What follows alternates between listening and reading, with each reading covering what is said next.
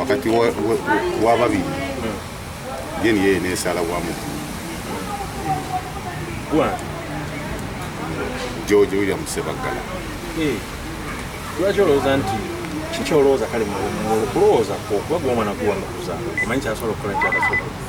simanyi okujja nga yakyuka naye nze mbadde nsuubira kuba taba talina kyalina mu bulamu kyesimanyi nandibadde nakimanya dde kati gwe kikyomanyi kikiwulirangako nti ki oba alinayo omwana ewala alina balala emanyi alina omu ani amuzaala kulima mukazi we so kati muzze ku DNA kumala bintu bino tulabe ekinaava kitunagenda nakyo naye taata gwe mukulabako omwana omutunuddeko atuli ku polisi gwolaba alimu akasayiko oba nedda kiina bwe ndaba ndabitegeera tuma tulinde DNA ezikomawo tulabe ekyokukola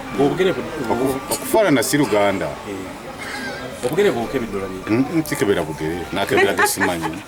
okufaanana si Luganda bwana omwana omulayi ng'afaanana mutabani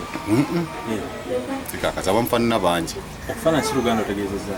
Luganda nti bwayogera okufaanana si Luganda era ekifaananyi kyasensegere kati muzeeyi gwe Luganda lwennyini ensonga zino oluvannyuma lw'oziwulira ku TV zaakuyisiza zitya ng'omuzadde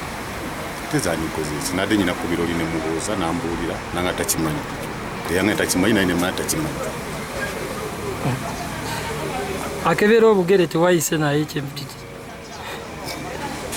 era sibimanyi kati gwolinza wano muzzukulu okulaba akirinda muzzukulu ninda lisasi za musaayi enkakase kati bwekuvayo nga yamuzaala abaana mumuyita otyo banaba mundeetedde ndize muzaala ngaalyoka afuuka omuzzukulu kati olinza ani ati tuli wano ku musaayi kutesiti bajje kutesiti ya musaayi tulabe ate nina gwe nninda